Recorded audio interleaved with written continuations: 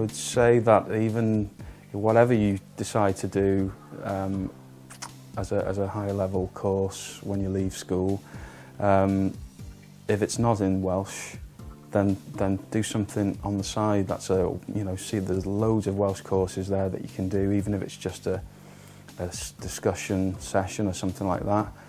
just to keep your hand in and make sure that you're not losing a good skill like that, because you might do your degree or your BTEC or whatever it is in English, but then to come out of that with that qualification and still have that Welsh is an advantage, I think.